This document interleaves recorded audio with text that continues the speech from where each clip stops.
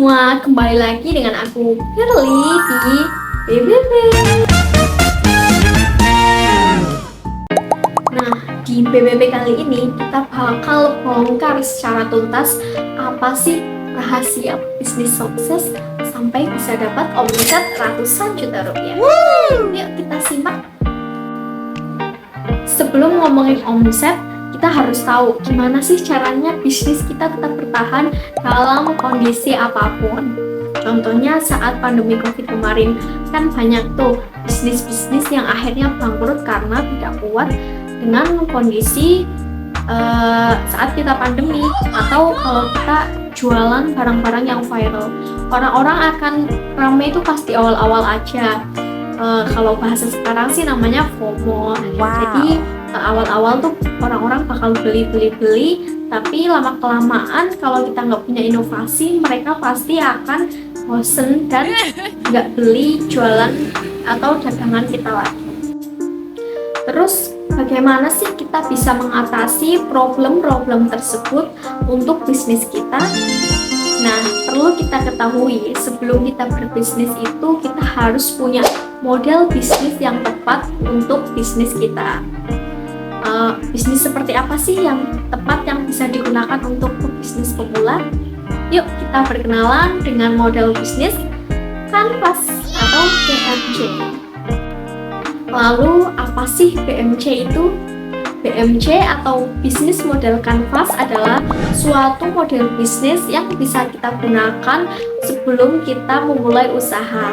Nah, BMC ini bisa merubah suatu konsep bisnis yang rumit menjadi sangat sederhana dalam satu lembar atau istilahnya one page. Dalam satu lembar bisnis model Canvas mencakup 9 segmen yang meliputi seluruh perencanaan bisnis yang dibutuhkan. Paling bisnis model ini sama dengan yang lain? Jelas beda dong. Bisnis model Canvas ini membagi beberapa hal penting ke dalam fokus yang berbeda. Hal ini memudahkan para pebisnis untuk merencanakan bisnisnya lebih baik lagi. Wow. Selain itu, BMC ini juga bisa dijadikan sebagai evaluasi. Dengan bisnis model Canvas ini, kita bisa memperbaiki salah satu segmen dari bisnis kita yang sekiranya bermasalah dengan tetap bertahan. Perlu digarisbawahi, bisnis kita akan tetap bertahan tanpa gulung tikar. Yuk langsung saja kita bahas 9 segmen dalam satu lembar bisnis Canvas. Nah, dalam hal ini kita akan membahas contoh usaha di bidang susu bubuk. Yuk, kita langsung lihat. Segmen yang pertama adalah segmen pelanggan atau customer segment. Nah, segmen pelanggan ini adalah pihak yang membeli produk dari bisnis kita dan menjadi sumber penghasilan untuk bisnis kita. Customer segment ini bisa kita terapkan dengan mempertimbangkan siapa sih nantinya yang akan membeli produk kita atau siapa yang akan membayar produk kita sehingga kita bisa mendapatkan penghasilan dari produk yang kita jual. Nah, contohnya dalam produk yang kita bahas kali ini adalah susu kambing bubuk. Customer segment yang bisa diterapkan adalah semua kalangan usia, terutama generasi milenial, kemudian penggemar susu atau penggemar minuman sehat, dan mahasiswa yang membutuhkan nutrisi. Segmen yang kedua adalah proporsi nilai atau value proposition. Nah, proporsi nilai ini adalah suatu keunikan dari produk bisnis kita sehingga pantas untuk dibeli oleh pelanggan. Contohnya pada produk yang kita bahas kali ini adalah susu kambing bubuk. Keunikannya adalah biasanya susu kambing bubuk itu berbentuk cair. Namun dalam produk ini kita berinovasi dijadikan menjadi berbentuk bubuk. Kemudian memiliki banyak jenis varian rasa seperti vanila, coklat, strawberry, madu, dan bisa dipilih langsung oleh pelanggan ingin rasa apa atau request. Keunikan selanjutnya yang dimiliki produk susu kambing bubuk ini adalah memiliki banyak jenis pilihan kemasan sehingga bisa menyesuaikan kebutuhan dari pelanggan. Kemudian produk ini juga sudah terdaftar BPOM dan Halal MUI. Segmen yang selanjutnya adalah channel atau jalur pemasaran. Channel ini merupakan suatu jalur pemasaran yang bisa digunakan untuk bisnis kita. Nah, pada produk susu kambing bubuk ini, channel yang diterapkan adalah melalui 2 cara. Yang pertama adalah secara langsung, atau pelanggan bisa datang langsung ke pabrik untuk membeli produk yang dibutuhkan. Kemudian, cara yang kedua adalah tidak langsung, yaitu pelanggan bisa membeli melalui e-commerce yang tersedia seperti Tokopedia, Shopee, TikTok Shop, dan membelinya di warung-warung terdekat.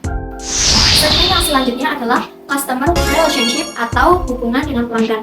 Nah, customer relationship ini adalah bagaimana caranya bisa mendapatkan pelanggan baru dan mempertahankan pelanggan lama.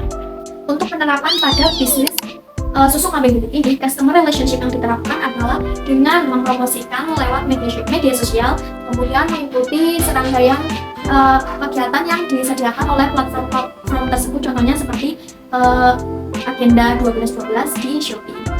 Segmen yang selanjutnya adalah sumber pendapatan atau revenue streams. Sumber pendapatan adalah suatu penggambaran bagaimana bisnis kita mendapatkan penghasilan. Revenue streams atau sumber pendapatan yang bisa diterapkan pada produk susu kambing bubuk adalah dengan penjualan dari produk susu kambing bubuk tersebut. Segmen yang selanjutnya adalah sumber daya utama atau key activities. Nah, key activities ini adalah suatu kegiatan yang menggambarkan bagaimana caranya target bisnis kita bisa tercapai. Pada penerapan susu kambing bubuk ini, key activities yang dilakukan adalah produksi susu kambing bubuk, pengemasan susu kambing bubuk, dan penjualan susu kambing bubuk. Segmen yang selanjutnya adalah key partnership. Nah, key partnership ini adalah relasi yang sekiranya bisa melakukan hubungan perusahaan di luar key activities. Key partner yang bisa diterapkan dalam produk susu kambing bubuk ini adalah contohnya supplier susu, kemudian ekspedisi, dan keluarga. Segmen yang selanjutnya adalah struktur pembiayaan atau cost structure. Struktur pembiayaan ini adalah membahas tentang kebutuhan atau pengeluaran apa saja sih yang dibutuhkan untuk menjalankan bisnis model ini. Nah, dalam penerapannya pada produk susu kambing bubuk, cost structure yang diterapkan adalah pengeluaran terkait produksi susu kambing bubuk dan pengemasan serta pemasaran pada susu kambing bubuk ini. Segmen yang ke-9 adalah Key Resources. Key Resources adalah sumber daya yang mendukung aktivitas bisnis. Dalam bisnis susu kambing bubuk, Key Resources yang dibutuhkan adalah peralatan pembuatan, kemudian peralatan kemasan, SDM, dan modal. Oke teman-teman, itulah kunci dari para pebisnis yang memiliki omset ratusan juta rupiah. Siapa tahu kamu selanjutnya.